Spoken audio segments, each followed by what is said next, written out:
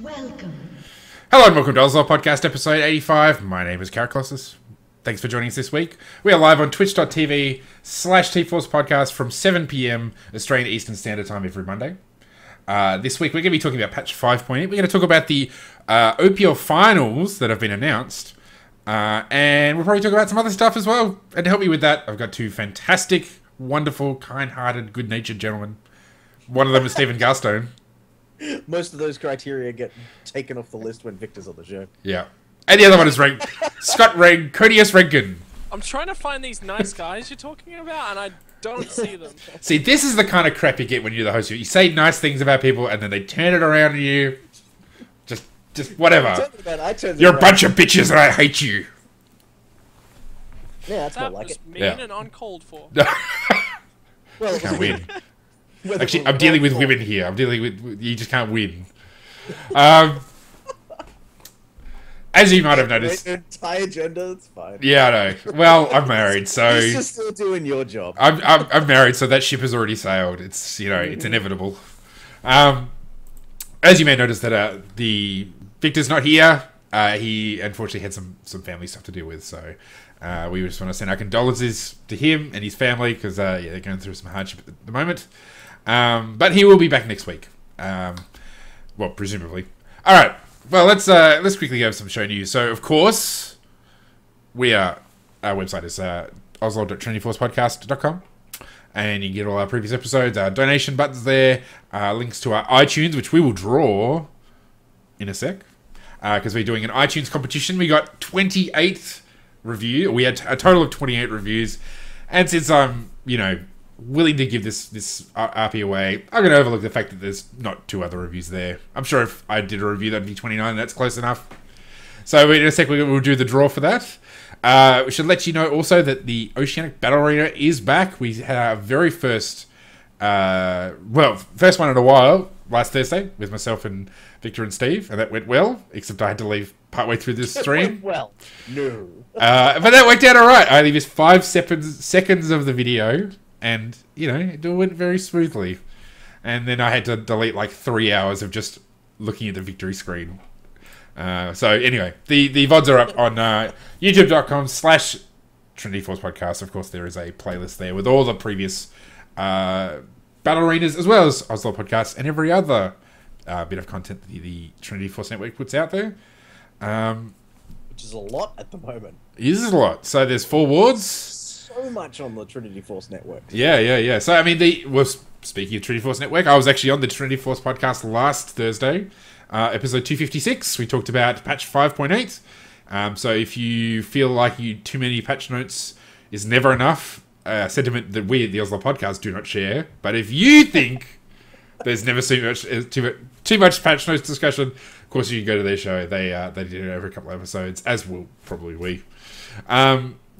There is the 4 Wards Podcast. They did their Supersode last week. So basically they did a 2-hour episode where they basically covered every single little thing about League of Legends, the basics of League of Legends. So if you have a friend who is just coming into the game, just started their account recently and they want to know anything, highly recommend the Supersode. So it's episode 8. So check that out. And of course there's the LCS rundown, which of course, things are heating up with the mid-season invitational. So if you're going to watch that in the next couple of weekends, whenever it is, who knows? It's international. What do I care? No Chiefs are there, so it doesn't matter as far as I'm concerned. Bring you the latest in Oceanic news. Yeah, that's it. Yeah, we don't care the rest of the world. The rest of the world can go There's do something else. Of the world. Yeah. You guys existed before you met Yeah. Does that happen to be lost with all those people that you said those nice things about? Yeah. Who cares about that faker guy? I mean, really? Who needs him anyway? So anyway, of course, the mid-season. I think that's this weekend, is the MSI. Anyway, the mid-season invitational, isn't that like this weekend? You mumbled it. I'm like, what? Yeah. Anyway, I'm gonna find out now. I need to know. Finals were on this week. There we go. Next schedule. They didn't. Yep, that's this weekend. So Friday. Yep, mid-season invitational. So if you want to catch up on any of these, anything to do with what's happening there, the LCS Rundown is your show. TrinityForcePodcast.com has everything. All right, well, since we're talking about show news, let's do the draw for the person who's going to get the $10 of RP, because we talked about our giveaway. I've put all the names from both the North American and like Australian, iTunes stores, as far as all the reviews that I knew about are in here. If you didn't review and you didn't email us, well, that's your fault. You have to wait for the next one. All right. Now, what we'll do, we'll draw the name.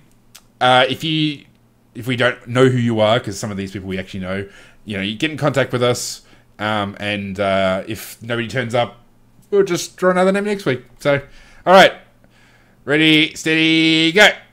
All right, Antlers037, who did a review on the American iTunes store, I do recall. You have yourself $10 of RP. So all you need to do, Only usable of the Oceanic. yeah.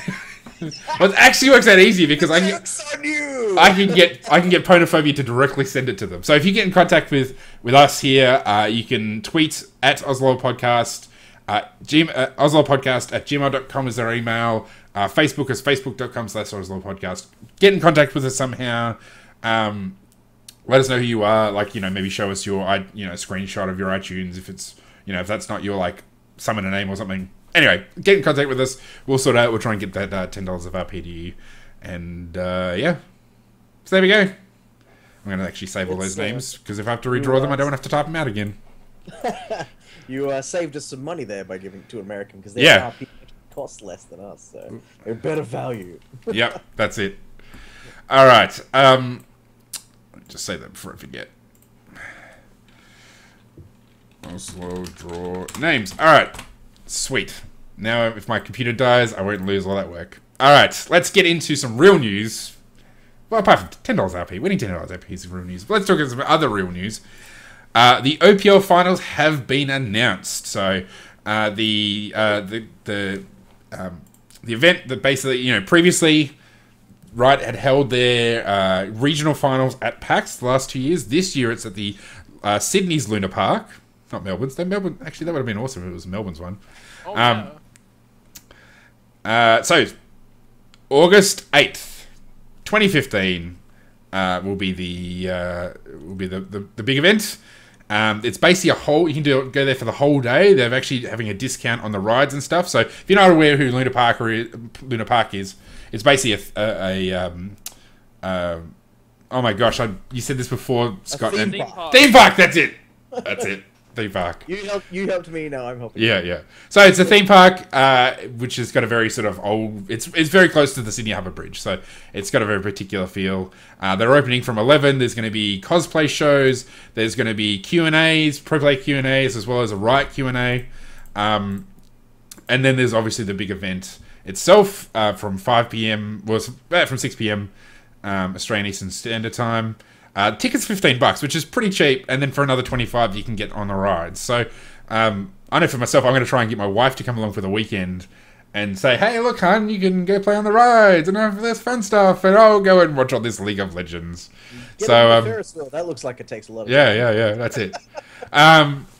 There's art competitions, obviously cosplay competitions. So there's heaps of stuff. And if you can't actually get to Luna Park itself, they're actually having viewing parties at Hoyt Cinemas in most of the capital cities. So Auckland, Perth, Melbourne, and Melbourne and Brisbane. Brisbane, yeah. So that's the four. You can basically, if you go to their website, it's actually on the front page of the League of Legends website, the OC League of Legends website.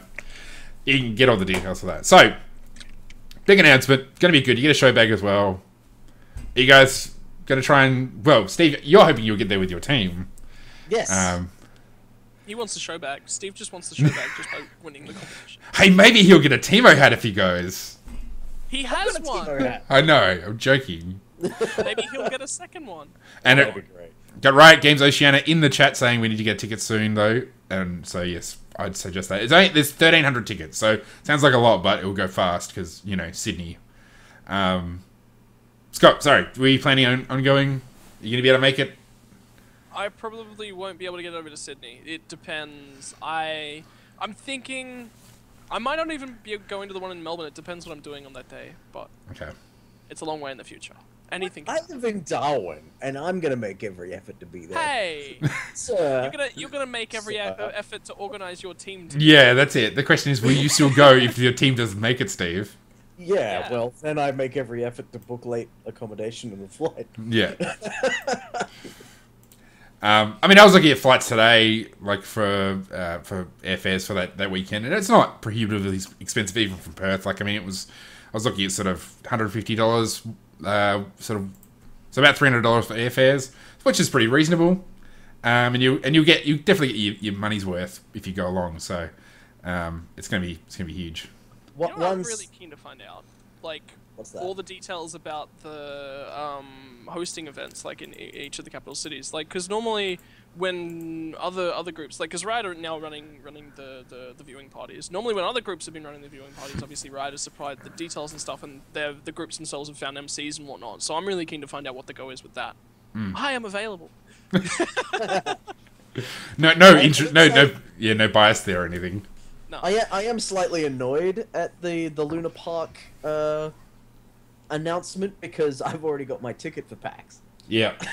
Well, they did actually say sell out within a couple of days, and I'm like, well, you've got to get it because if they're there, I'll be at PAX. they even have a little thing on the PAX anyway. on their little the Q&A, the FAQ on it. It says they actually say that if you've bought a ticket to PAX, you can still get the skin code that they were offering just by sending proof of purchase and summer name, and they'll validate your ticket with PAX. So yeah, you can like still get Steve, a little freebie. Hat. You get your freebie anyway. You don't need the Teemo hat. You've already got your skin. Yeah. Maybe they'll actually have the Oceanic skin by then. That would be awesome. Ooh. It's Finally. been 2.5 Drop Bear Annie. years. Drop Bear Annie. It has to be a Drop Bear Annie. Oh my god. Yeah. Can we like actually put that in as like a question to discuss at a later date? We've discussed it. We've discussed it at least 2 or 3 times. Okay. Like what the skin should be. And I think Drop Bear. I think it might have been Modbro or Diesel Fire who suggested that. And yeah, I don't think there's anything that beats it. I think Drop Bear Annie has to be it. So. All right. Oh, sorry. Stuffed koala on fire. Yeah, that's it. Terrorizing. Big claws. All right. Well, let's talk about some other news that's going on. So roster changes. So we're heading into the period between the first and second splits. They're finishing up with the relegation and promotion matches from the Challenger series, and we've had a couple of roster changes for both Immunity and for Legacy and Chiefs. So Uberbro, their marksman, has decided to step down. He said so on Twitter, I think about a week ago or so. There's been no announcement yet of a replacement, though I'm sure somebody, at least one person in this on this show, would have some idea about replacements, but obviously he may or may not tell us. I can't tell whether you're looking at me or him. Maybe on the stream I could draw a big circle around your face. This guy down below me. Okay.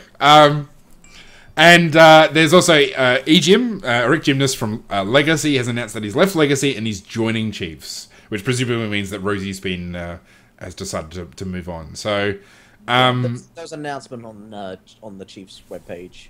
Was it today? With a heavy heart, we announced the departure of Andrew Rosie Rose from the League of Legends division. So he's not retired. He's expressed the desire to play a more carry-oriented role. Okay. That would be interesting because I guess it's really one of those situations where Chiefs has essentially taken like a really good support and swapped him out with probably one of the best in the region. So I don't think it's any reflection on Rosie that eGym's taken his spot. Could this see the return of what's the name from AV's PAX winning squad last year? I don't know. Veritas Nada. Can we see the return of Nada? Oh my god! This is the first time we've had this segment in ages. This news just in. Yeah. Wild speculation. Yeah. And he's assuming to create a button for that. I would really Nada's a fantastic guy. Like from the time that I was actually able to spend with that squad around PAX last year, he was just a top guy to hang out with. Really, really enthusiastic. And highly mechanics. He's a good addition to any team if you can convince him to play with you. Yeah, but didn't he go back to Korea or something? I thought Nana went back to Korea and Veritas went to the States. Veritas moved to the States to play with Final 5, but I don't think Nada went back to Korea. I think, from memory, Nada focused more heavily on study. Okay. I got Nada.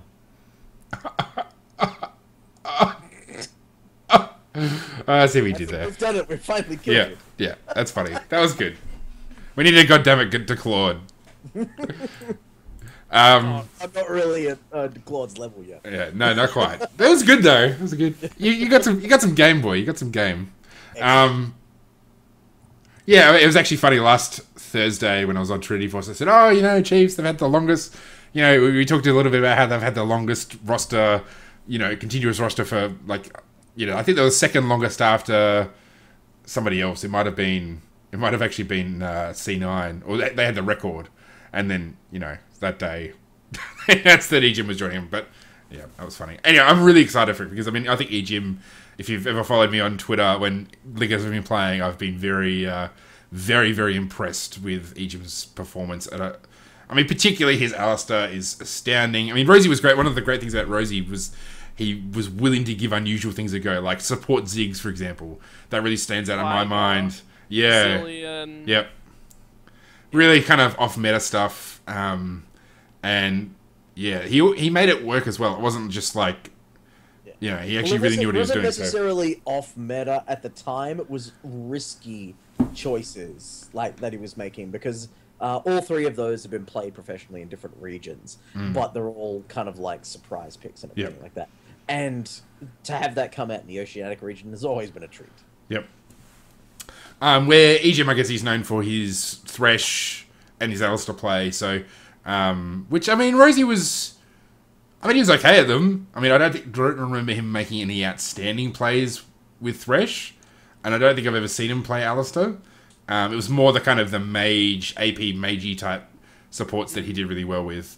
So it'll be interesting how that affects Radia's play because, you know, they're two very different support styles. And EGM's a lot more aggressive, so... I really want to see Jim on Nautilus in the early season of OPL. I think I'm excited for that. I think he might have even played it. I think we saw a bit of support Nautilus, at the end of last week. When support Nautilus was first rearing its head, okay. It was all very new, and now the build paths and like the jungle interactions all a bit more refined now. So I really want to see that at the top level. Cool, and. Let's. I mean, obviously, Stevie may or may not be able to say anything, but let's talk about like potential marksman for immunity. So, I mean, this is a role I know that we've talked about before, like because for J.K. Smithy we sort of talked about. Well, I said that I thought he was quite weak in his role compared to others, and Ubero as well. So you've got Ryu and top, who's presumably still there and learning. I mean, that was. In my observation, that was his weakness, was just that he was clearly not as experienced as others. Who are the, from what you guys know, who are the available kind of marksmen that might fit in a top 4 team for immunity? Cool. I don't. It's a pretty dry well at the moment, so the options are a bit hard to pick. Like Ranconius, you'll actually know a lot more of them. That are still like in Australia and everything like that. You're just more in with the crew. Who's out there that's unaccounted for? There's a few guys, but like nothing's been locked in, so I don't want to speculate on that for benefit for both the people that are applying and trying to get into the team, and also for the guys that on the team they don't really want to give information away. So it's just fair to everyone to not say anything really. Okay. Well, I'm going to speculate, because you're allowed to. I'm allowed to. Alright, Colossus is available! Yeah. Oh, yeah! Whoa! My Corky play is challenger worthy. I'm telling you right now. I can go into a game with challengers, top challengers, and not die. In mid lane. Mid lane Corky, I'm just saying. Yeah. So I reckon bottom lane Corky's just... I've tried that. I believe it was AFK at Fountain is the name of this game. Yeah. Pretty much. That's a really good point as well. C&J is now available for not qualifying. Oh, that's huge. Because C&J was... Think of that. He's impressive. Like, he was... I thought he was one of the strongest parts of Fortnite's team, so... Yeah. Bit of blue build is real. Could be a winner. There's more to picking a team member than just the skill level or their availability. A lot of it has to be like teamwork, and team interaction. Is the person going to be duo queuing? Is the person going to be, contradicting the shot caller mid game? Like all those sort of things are really important in any role, not just the AD that we're talking about specifically. So, yeah. Finding someone that ticks all the boxes and meets all the criteria, that's the challenge. Cool. All right. Well, I guess you will probably hear it. We'll discuss it when it's finally announced. We'll get into it. And something God. Well, the suggestion that we should use Victor. Oh, yeah. Well, certainly if you get CNJ, I guess you might have another coach on offer. We do not need any AD carry Gangplank in our games. Yeah, Thank you very much. Or Misfortune Jungle, or Tarek top lane. Or Tarek top lane. Yeah, anything. All right, let's talk about the OPL promotion tournament. So it's pretty much coming. I think has it actually come to a close yet? Relegations was on. Oh, relegations line. It's the same tournament. Damn it. Yeah. OPL relegation tournament day 1 and day 2 have come to a close. Okay. So that's basically eliminating who's not going to be in the OPL. Yep. Day 1 was Sin Gaming versus Fornot, and day 2 was Sudden Fear versus Best Team Ocean. So Fornot actually got beat by Sin Gaming 3-1. The final game was a lot of back and forth. We call it rubber banding in the trenches, where you get all the way down to their Nexus turrets, but you can't quite finish, and then they kill 1 or 2 of your members, and they go all the way back up to their Nexus, and then they start respawning, and then there's a lot of that, but eventually it was closed off with the Baron, so that was quite a edgy seat game. So Sin Gaming are in the OPL, and Fornot are not. Victor's heart breaks at the sound of such a thing. Sudden Fear beat Best Teams Ocean in a 3-2 incredibly close series. Going to the full best of 5 games, and that final game was just razor edge. It's a good series. If you want to, I definitely recommend checking it out if you've got the time. Now, I was under the impression that Sin Gaming automatically qualified for OPL because Rich Gang being disqualified, essentially their place was given to whoever was top of the open ladder. Yeah, so, I think that's if I remember correctly, if Fornot beat Sin Gaming would stay in. I think that was how it was going to work out. It was really weird, but Fornot needed to beat Sin Gaming to stay in. I think that was how it worked out, but don't quote me on that because they haven't publicized exactly what's happening. Okay. Maybe we should hit up Benji and ask him, or Stupendous, Captain Stupendous, and sort of say, hey, what the... Yeah, the official website was that they look to defend their OPL spot. Absolute auto-qualified, there you go, because they beat Best Players Ocean, and then Best Players Ocean had to play off for their spot against Sudden Fear. There you go. Well, so the Riot Games, whoever's in charge of the Riot Games Oceania Twitch is paying attention. So yeah, we're just wondering if we've seen game auto qualified, but yeah, how are the Sudden Fear games? Because Absolute take Rich Gang spot basically. Okay, all right. So it's Benji. Hey Benji. Hey Benji. Well, we'll keep talking about Sudden Fear and Best Team version because presumably Benji will put all the details in the chat. So let's talk about Sudden Fear. How are the games? I was actually away this weekend because my brother was getting married, so I wasn't watching. So I'll have to rely on you guys. But yeah, how are the games? Exciting. Okay. I basically gave you the rundown. Of course, yes. The series to watch: Sudden Fear versus Best Team. Yeah. Dope. Yeah. All right. Cool. Well, I guess that kind of wraps it up. So, Sin Gaming go through, Fortnite Sudden Fear and Sin. Sudden Fear, Absolute, yeah. That's it. That's all 3. Yeah, there you go. Easy peasy. Don't forget, open ladder is now open for next Yes. year. So if you're thinking about getting qualification into Challenger, spelled with a Jour, then yeah, you need to start applying for points, and all the details are on Riot's website. Just look for the OCE LOL esports.com. Indeed. All right. Well, let's talk about patch 5.8 because there's a fair bit to go through, and of course, you know how much we love patch notes. So, all right. I wanted to clarify earlier that he does actually like going over patch notes. Yes. Yes. So where do we want to start? Where do you guys want to start? We want to start with champions, or do we want to start with like items and stuff?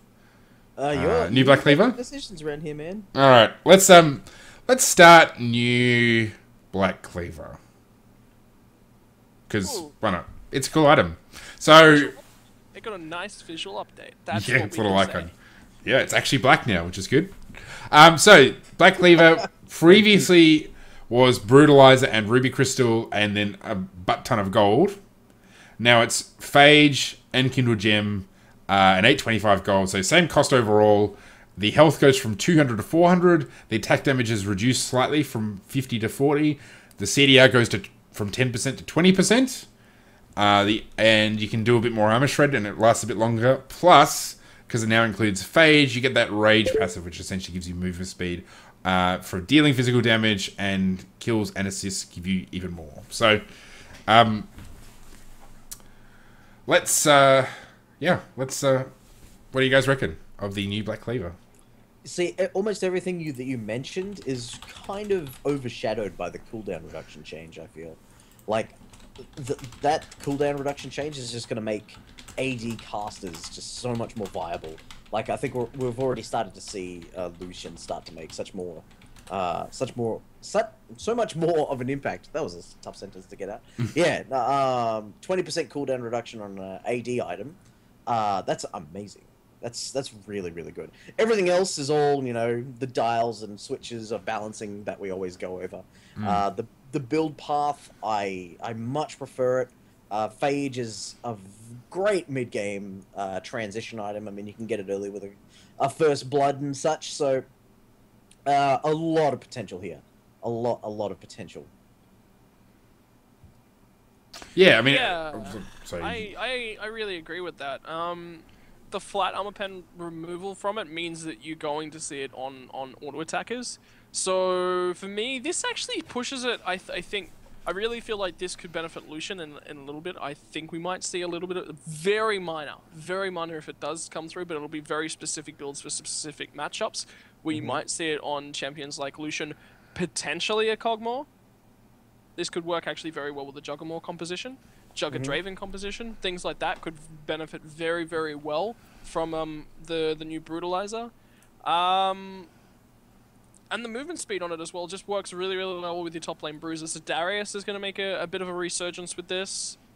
But obviously, because of the tank meta that we're kind of in, there's, that's around. So I don't know. It's going to be interesting to see how it develops and where we start to see it first. Because I don't think this is as strong for mid lane like Talon Zed. I feel this is a lot stronger. Like, it gives Zed a lot more sticking power, which is nice, but the shred builds up for him, which isn't nice. He kind of just wants to straight up armor penetration, which he's, no longer getting. Yeah. I mean, really, it's... he probably doesn't want the percentage armor pen either. Like, he probably would have preferred flat because... he's attacking squishies, where this is more of a thing which is going to work better on tanks. It depends, because Zed, not only is he great at assassinating the back line and getting out safely, but he's also a great split pusher in the tank meta. That's, it depends, because it can be quite powerful in the right circumstances. Like 20, like I don't want to harp on it, but the 20% cooldown reduction on an item that has a good path of building, like that just opens up power spike opportunities, and it changes which champions will be the higher priority or anything like that. It's a big thing. Like these changes are not. It's not like they've made change to something in the background, and it's like, oh, okay, well that might come up, and then we see some cheese strat using it or anything like that. This could shift the meta in a whole new direction.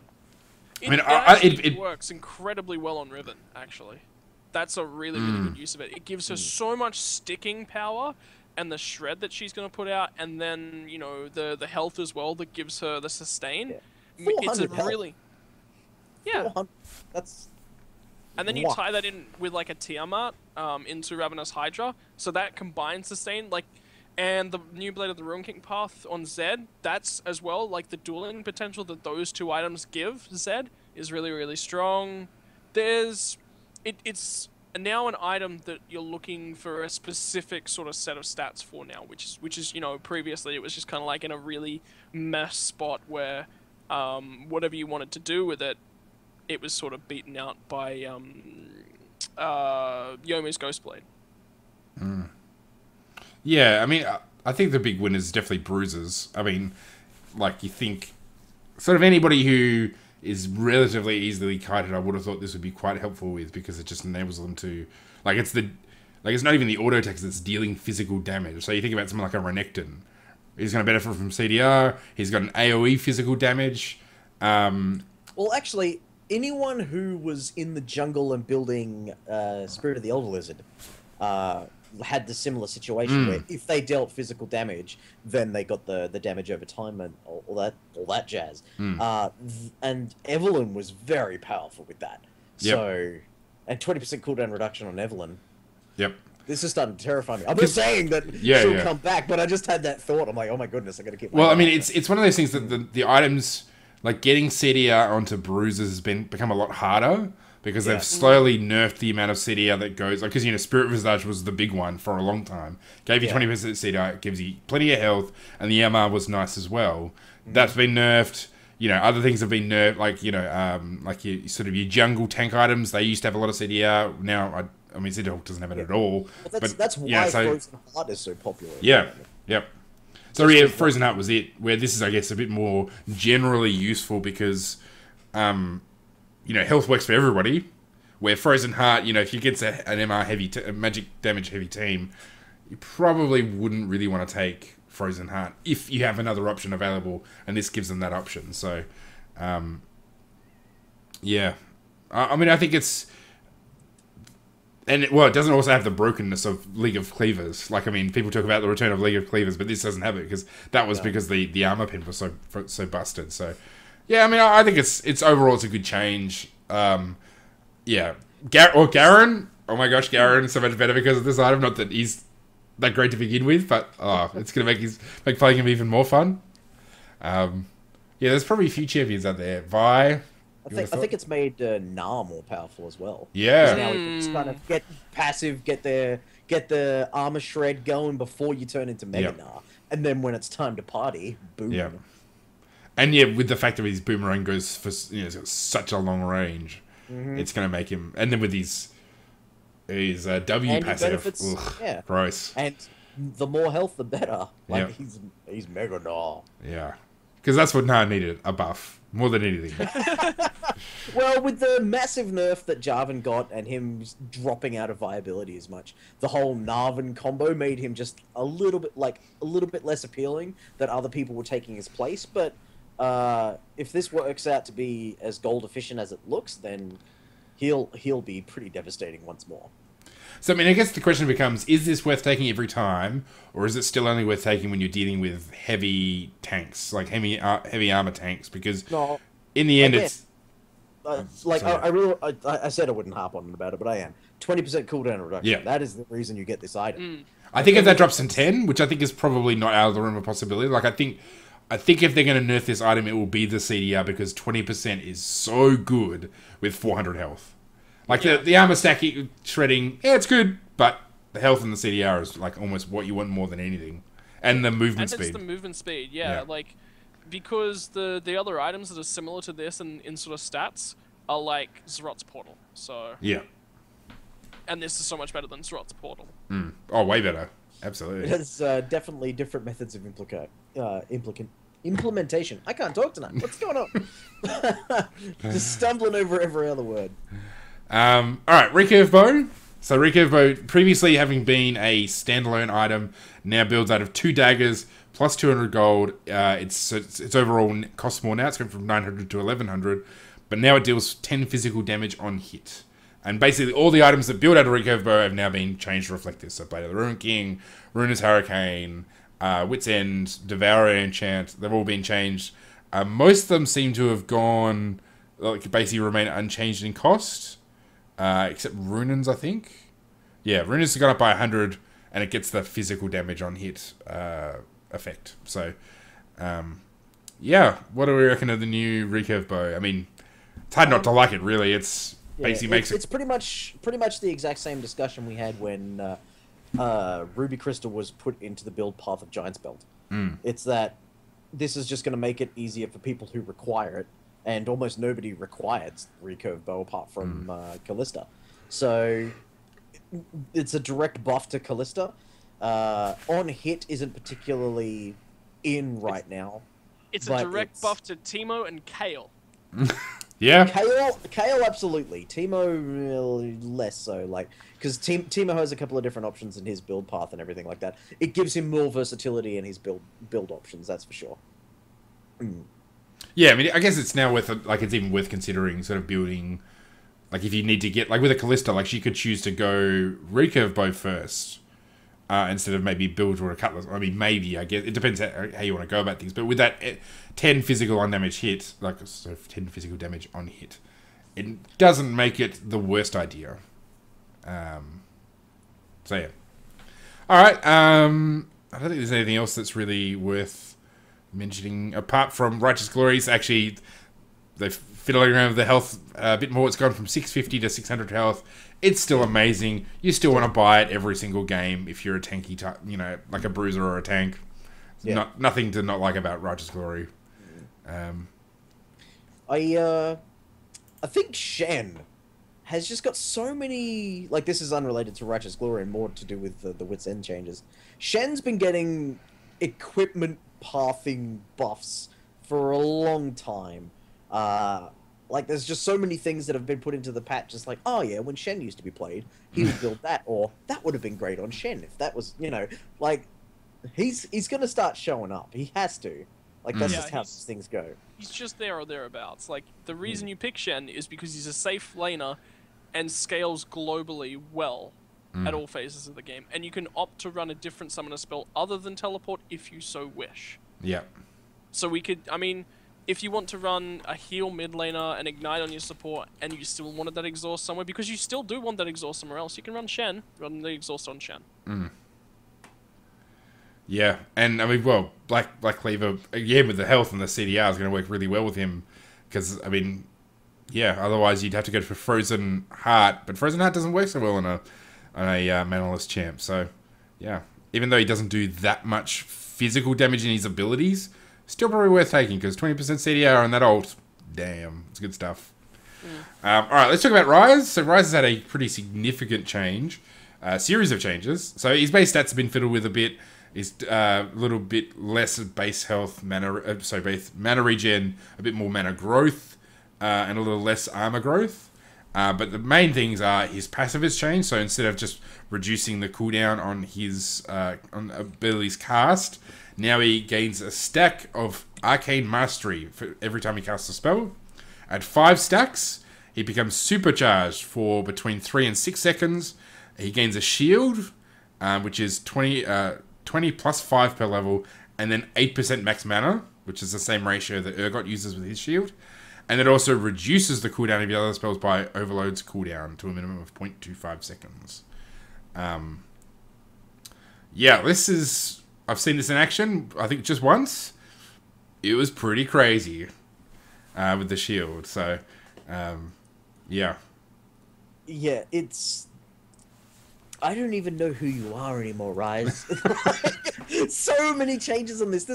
This looks like the Cassidon rework in terms of notes. Like, it's just so many changes. And the change to Q is now a line skill shot rather than an on hit. We kind of touched on this when we did the Vigar discussion. And it's been a while now. We've had a bit of time to play around with it. I'm not sure if you guys ever have. I have. Yeah, like, Vigar's ability to insta-kill someone, like, is just his combo, like, roll your face on the keyboard. strategy doesn't well, strategy. It's not the right word, but it doesn't work anymore. Like you need to anticipate where they're going to go, hit the skill shot on the line, which is great for hitting people while they're running away in bushes and everything like that, but less reliable at securing a kill. So if you say you're on Viger and you blow, you know, you're about to hit a stun, or you think you're about to hit a stun, you blow your ult as well as all your other cooldowns, and it doesn't hit. Your Q doesn't hit. That's a massive percentage of your damage gone. So, yeah, so that's something that Rise players are going to need to be conscious of as well. Because one thing that's always been great about Rise is his reliability. Like, how many times have I think we've had like 3 times, we've had the question, what are some easy champs to learn, or what are some basic mechanics and everything like that? By removing that, he becomes less appealing for beginners. Yeah, well, I mean, I played a lot of Rise top lane just because he was so powerful and so easy to play. Because I don't play a whole lot of top lane or mid lane, so you know he's point and click. He used to be, and so he did need to sort of learn how to use his ability so much as like kind of timing, and you know there's sort of you didn't need to learn as much to kind of be able to get a good grip on him. Where now the skill shots makes a difference, and kind of how to engage properly when you've got your shield up and things like that. I mean, I guess in some ways he almost becomes a bit like Nah, in that the window where you use his passive really matters, because you don't want to get that speed, get that shield, have it, and then have it go down, because 3 seconds is not a huge window to use it. Up to sort of level 5, because it increases with your ultimate, the duration of it. So it's one of those things that you kind of really want to be careful how you use those windows to do your damage, to bully people out of lane, because that's essentially, at least how I would go about playing him in the top lane is, using your ability to kind of bully down melee sort of bruisers and sort of give yourself a bit of breathing space to then farm up and so on and so forth. So, yeah, it's... I just want to point out, again, a cooldown reduction seems to be my obsession tonight, but if you look at his R, Desperate Power... There's so much value on that thing. Yeah, and, first of all, it boosts his shield duration, or his Arcane Mastery, which is the name of his passive now. The duration has been changed, but it now passively grants 10%, 20%, and 30% cooldown reduction for each level in it. So, 3 points, you've got 30% cooldown reduction. That's... What? Yeah. Already, Rise has been blessed with amazing build paths. You can go Tier, Road of Ages, but you no longer need to pick up that 20% cooldown reduction Frozen Heart. You can go for more damage. I mean, you can still pick it up, it's an amazing item, but you are going to be losing a little bit of gold efficiency at level 16. But still, my God, just a 30% cooldown reduction. I get the feeling that after a couple of weeks, they're going to change that so it's 10, 15, 20 or something, so that they don't take away from it completely. But I think 30% cooldown reduction is just crazy. But what they have done with the rest of his kit is, bring it more in line. They want to focus on his late game strengths, and because, that was the thing. You were mentioning the melee range matchups in top lane. I main Rise for such a long period of time, just because you can bully out anyone. They run up, you've got an auto attack Q, auto attack Q. You can just keep casting. You can auto attack E, auto attack Q, auto attack W. There were so many different combos that you could just bully your opponents out, and there was nothing they could do in response. Moving the Q over to a skill shot means it's not targeted, it's not that bully tool anymore, it's more of your lane pushing. You have to actually use mechanics to play Rise now, which is a lot more fun. Yeah, I mean, I actually, it's interesting you bring up the Frozen Heart thing, because on the Trinity Force podcast when we talked about this, he said, you wouldn't bother building Frozen Heart now because he's got the 30% CDR, but as you point out, it only matters kind of when you get to level 16. And you probably don't even have to put any CDR in your masteries, because you sort of think, well, level 6, you get 10%, that's more than all your masteries give you anyway, so... But then what else do you take in that early portion of the tree, the offense tree? Yeah, I guess. Maybe you can boost your auto attack damage, I guess. Run with 60% cooldown reduction and call it a day. Like, Yeah. just have that. Well, that'd be great. Spike really early. Yeah, that's kind of a hamstring on him. Yep. Sort of, like, in terms of gold efficiency, like, it's ridiculously powerful just as is, but because the maximum cooldown reduction is 40%, even if you wanted more cooldown reduction, you can't get it. Like, you cap out at 10%, which is actually 40%. Like, if you look at it, like, physically reducing the cooldowns rather than a percentage cooldown reduction, then that's a very different formula altogether.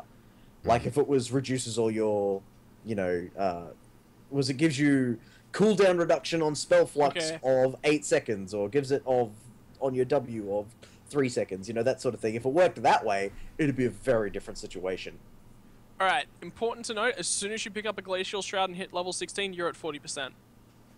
You're going to be building Glacial Shroud, which upgrades in a Frozen Heart, which gives you 20%. So when you hit level 11 and you have your Frozen Heart complete, max CDR.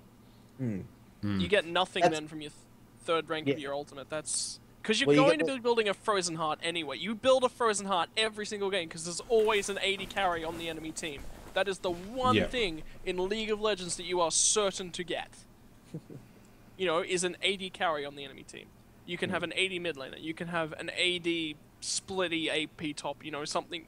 You're going to get minor AP damage across the rest of the board if you have an AD mid laner on the other team, but there is always going to be that AD carry. So, you know, and that's where I think the problem falls in. And then even if they do, like you mentioned, nerf his ultimate to 10, 15, 20%, is he still goes into the Frozen Heart and hits 40%. Yeah. Yeah, and there goes the wasted money. I mean, I guess it really comes down to how much of a waste is to, you know, it's a loss of CDR compared to the fact that you're getting 400 mana, you're getting the extra armor, which is built, you know, working from your rower and stuff. So it's kind of one of those things. I mean, in some ways the mana is worth less. So one of the things we should mention with the other abilities, generally speaking, the damage coming from his abilities, percentage coming from his abilities has been reduced. So on his Q, it's gone from 6.5% ratio of maximum mana doing damage. Now it's between 2 and 4%, which is but they increased the ability power ratio as well. Yeah, they have though. But the Rune Prison gone from 4.5% to 2.5%, and the Spell Flux damage has been, I think it was might have been halved. I think. So, you know, generally speaking, his mana ratios have been reduced. So in some ways, maybe building Frozen Heart isn't as important because you're not getting as much damage anyway. You're already getting your CDR. Okay, it's got the passive, but somebody else could build it. It doesn't have to be Rise. And maybe build... I mean, the Catalyst passive is a bit of a double up, but you could go for Righteous Glory instead. Because it still gives you mana. It gives him movement, which is really important on a Rise, because he's still short range, and you need to be able to reposition for your Qs now. You don't need, you need to be able to, it's not like you can just get within a certain range and then just machine gun people down. So maybe Righteous Glory is a better pickup, instead of a Frozen Heart. I've just been scrolling the notes, as I know we're about to move on to whoever we're discussing next. Yeah. If you guys want to just scroll down a little bit and post the link in the Twitch chat if you can as well to the patch notes, because the picture for Dr. Mundo is actually Caitlyn. Oh, it is too. Derp. That's great. Yeah. And even if you highlight if you highlight it, it shows the link at the bottom left. It even has the link to Dr. Mundo's page. So that's a bit weird. Nice. That's a bit weird. I mean, I think overall this is a nerf to Rise, which, I mean, Flying Dew in the chat has been saying, he wasn't that great to begin with. Maybe because, crap tier, bronze, whatever. Like, I thought he was okay. He can be a bully. He can, that can be difficult to deal with at lower levels if you don't know how to deal with them properly. So, yeah, I mean, I think overall this is a nerf. Well, I think some of it to a line skill shot is. Like, if that was the only change, this would still be a nerf. Yeah, I mean, I think it's got pros and cons. You can use it kind of in... Well, essentially, it gives you better ranged harass. So rather, it reduces his all-in ability, but it really, it really, hammers his, Yeah. stuff things. So yeah, I was just banned somebody in chat. Yeah, it hurts his all in, but it helps his kind of general ranged harass.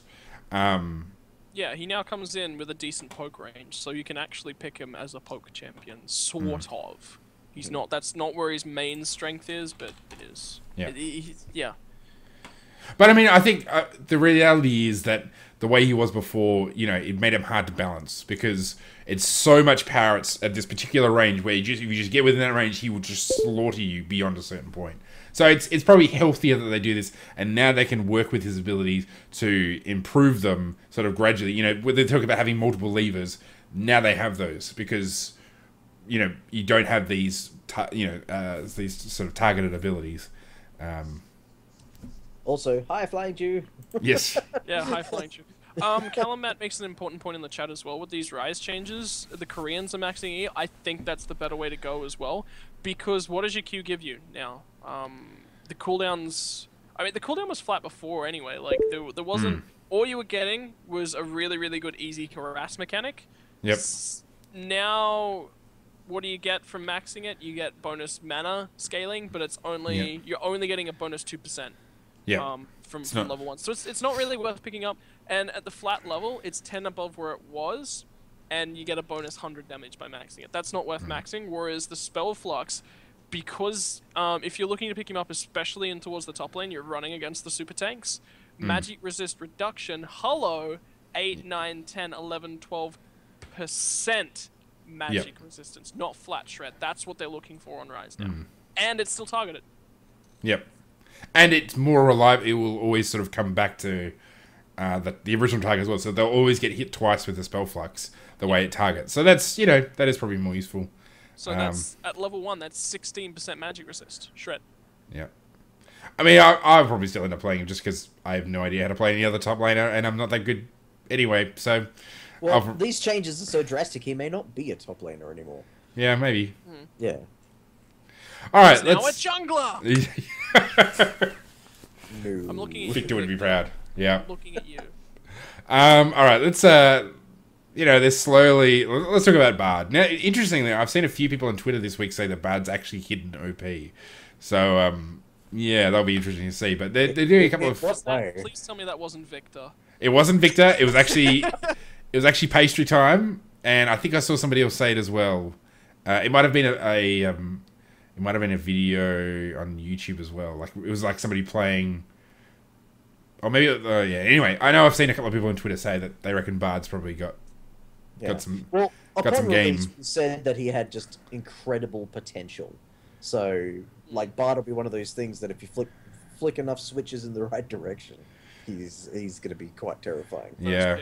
I don't think it... I wonder how good he'll ever be. Certainly in lower... I mean, obviously, professional level is totally different. And, are you talking solo queue? No. Yeah, it's talking solo queue. So, like... Don't do it. Obviously, at a team level. At a ranked 5s level. Obviously, and a professional level. It's a whole different game. Because you've got coordination. You can use the abilities. You can roam. All that sort of stuff. But in terms of solo queue, particularly on the lower end, laning is such a huge part of the game. Most marksmen are so stupid, they don't know how to not be attacking all the time. So you need somebody with them. You can't roam. And his laning is so weak. So that's like at the sort of things you do at a low level, he might be weak. I mean, Flying Jew, he's challenger or master or diamond or something. Much better than me, so you can definitely listen to him. He's saying Bud is OP in solo queue. I guess I just wonder whether he'll ever be good in low ranked solo queue. He'll always be fun. Yeah, he's awesome. He looks cool. Yeah. But anyway, we should make mention. Okay, so his chimes now will avoid spawning in the enemy jungle for 5 minutes, which is a pretty huge thing because those early chimes if they land in anywhere on their side, they're just useless. And there's a scaling effect on the chimes, so it's 20 plus 1 XP per minute, which, I mean, that's, after 5 minutes. So that's okay. I mean, it certainly won't hurt him. Yeah. I guess that's all that can be said. Do you guys have anything to add on Bard? No, he has a 45.4% win rate. Yep. But that's I mean, that happens with every champion rework, and then 2 months later they're the biggest OP piece of crap on the planet. So just because just because he's 45% now doesn't really mean anything, because he is so unusual. Well, that's very true, because number one, like the lowest win rate on the live at the moment is Rise, who's just undergone a huge rework. Yeah. So, yeah. And, I mean, Cassidy had that thing, Rengar had that thing. Like, every champion that's had a rework, they initially go to the bottom, and then people go, oh, well, maybe they're not so terrible.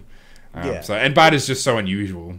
Well, that happened with Yasuo. Like, the first week and a half, or first 2-3 weeks, he was terrible in solo queue. But then, like, he went from, like, a 37 to, like, 52 or something like that, once people figured out what to do with him. Yeah. So both, just for the sake of, balance, both Flying Jew and Callum Matt One in the Twitch chat are saying that Bard's good. So yeah, they probably know them. They feel free to take their advice. I guess I'm skeptical at my own level whether it's how it's going to work. But maybe I should explain more. They could be trolling you. We don't know. They could be. All right, Blitzcrank. So Blitz has now the movement speed on his overdrive now decays more slowly over 5 seconds, so he's going faster for longer.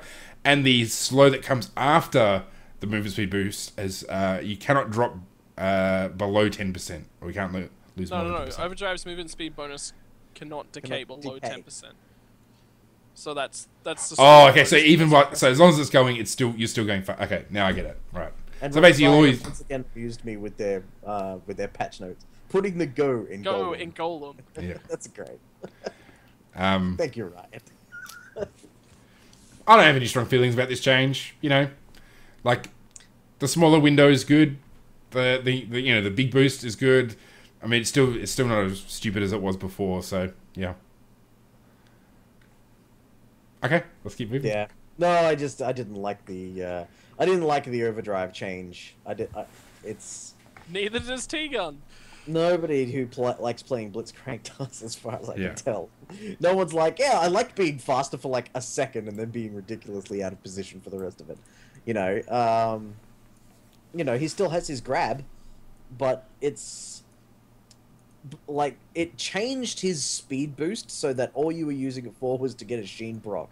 Like that's how bad the overdrive changes were. I don't know. Yeah.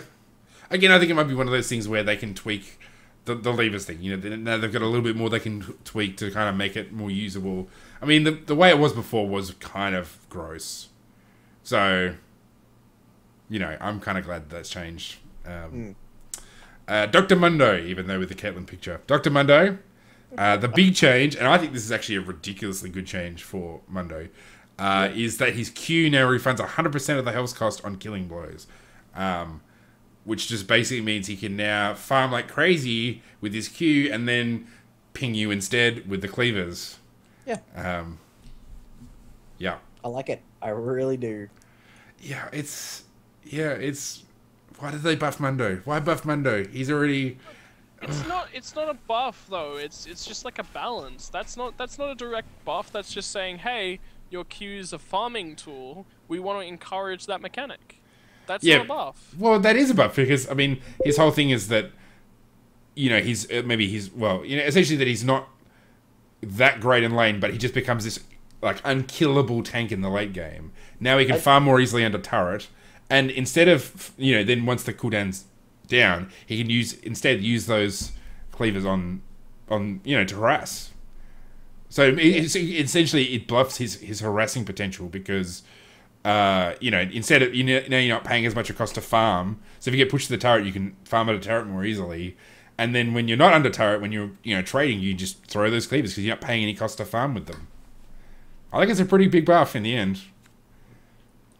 I just want to clarify the language. It is a buff because they are adding to his effectiveness and not removing any. Yeah. Like if it was like now only restores health when he gets a killing blow and doesn't restore health if he hits, that would be that. That's a balance change. This is a buff, just for language terms. I just want to clarify that.